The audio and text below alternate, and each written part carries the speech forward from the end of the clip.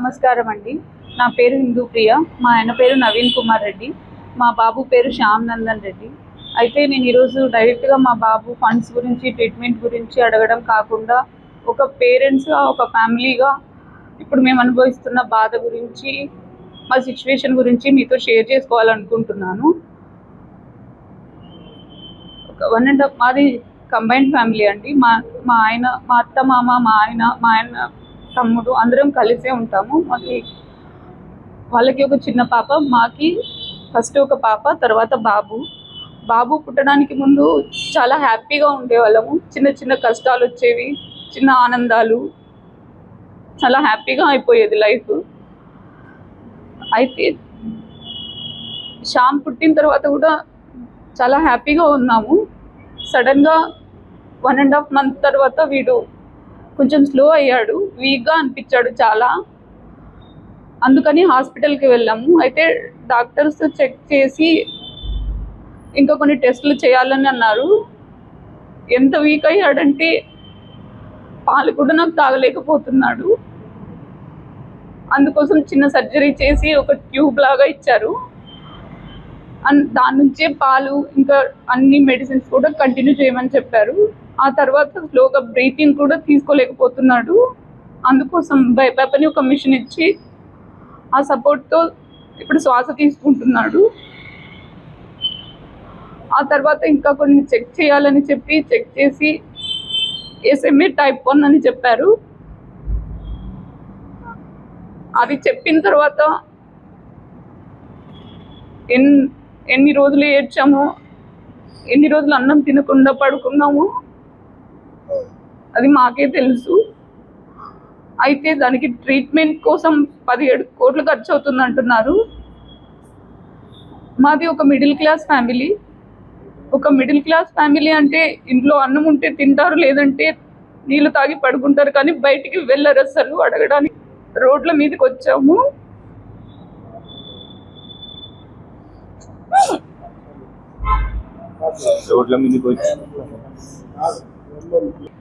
కాళ్ళు చేతులు చాలా వీక్ అయిపోతాడు. కొద్ది రోజుల తర్వాత శ్వాస తీసుకోలేరు, పాలు తాగలేరు, అలాగే చాలా వీక్ అయిపోతారు. అది విన్న తర్వాత మాకు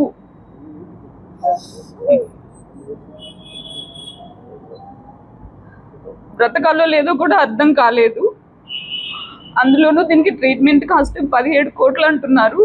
అది ఒక మిడిల్ క్లాస్ ఫ్యామిలీకి మేము మొత్తం అమ్మేసిన, లైఫ్ లాంగ్ కష్టపడినా, లోన్లు తీసుకొని పెట్టుకున్నా అది మా వల్ల అవ్వదు. అందుకోసమని ఇలాగా క్రౌడ్ ఫండింగ్ ద్వారా బయటకు వచ్చాము. అయితే ఈ టైంలో మేము అనుభవిస్తున్న బాధ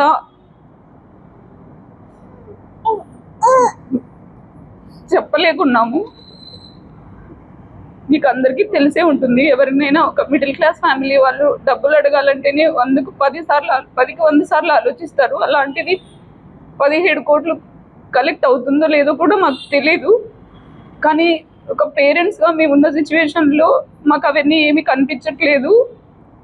ఎలాగైనా సరే వీడిని బ్రతికించుకోవాలన్న ఆశతో ఇలా బయటకు వచ్చాము. దీంతో ఇంకా మాకు ఇంట్లో పెద్ద పాప కూడా ఉంది. ఆ పాపను కూడా ఇంట్లో వదిలేసాము.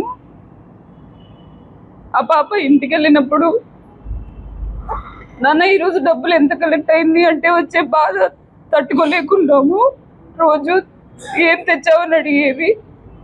ఇప్పుడు డబ్బులు ఎంత వచ్చిందని అడుగుతుంది.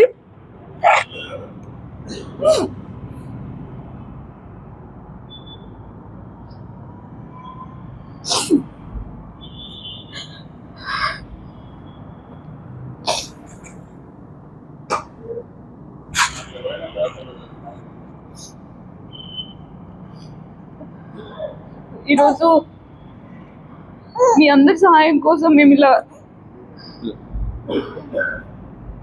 అడగడానికి వచ్చాము.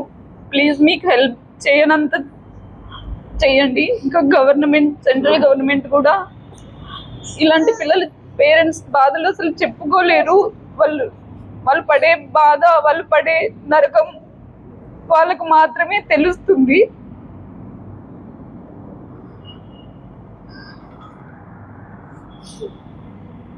వాడిని చూసినప్పుడు అంత కనెక్ట్ అవుతుందా అవదా అన్న భయం, ఎలాగైనా బతికించుకోవాలన్న బాధ.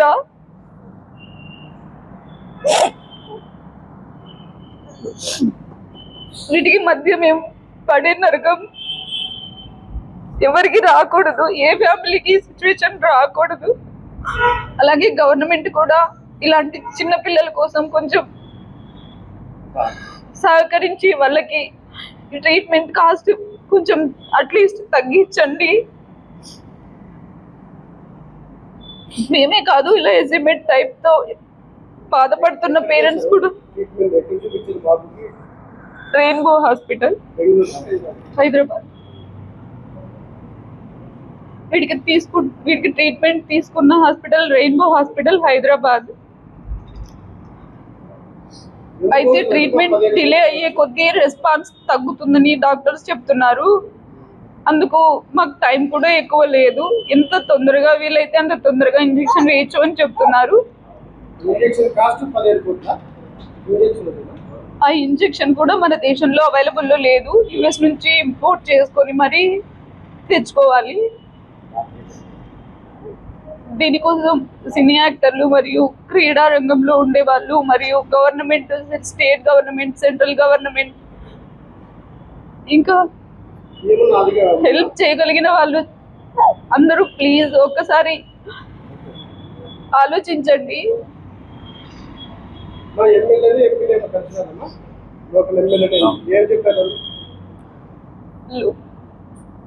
ఎమ్మెల్యే అస్మిత్ రెడ్డి సార్ని కలిసాము. అస్మిత్ రెడ్డి సార్ కలిసి నారా లోకేష్ సార్కి లెటర్ హెడ్ ఇచ్చారు.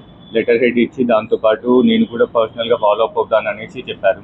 ఆ తర్వాత సత్యకుమార్ సార్ హెల్త్ మినిస్టర్ ఉన్నారు కదా, సార్ని కూడా కలిసాము. సార్ వచ్చేసి రేర్ డిసీజ్ పాలసీ కింద మనకు 50 lakhs ఉంటుంది, అది ట్రై చేద్దాము అనేసి అన్నారు. ఆ తర్వాత నారా లోకేష్ సార్ని కూడా కలిసాము. నారా లోకేష్ సార్ వచ్చేసి ఫైల్ రివ్యూ చేసి మేము మళ్ళీ కాల్ బ్యాక్ చేస్తాము అనేసి చెప్పారు. సో ఇప్పటి వరకు అయితే అది మాకు అందరినీ కలిసాం పొలిటీషియన్ సైడ్ నుంచి. రీసెంట్గా కలెక్టర్ ఆఫీస్కి వెళ్ళేసి ఇలా మా బాబు గురించి అంత ఎక్స్ప్లెయిన్ చేసి అర్జీ కూడా ఇచ్చాము. కలెక్టర్ సార్ కూడా గవర్నమెంట్కి ఫార్వర్డ్ చేస్తామనేసి చెప్పారు.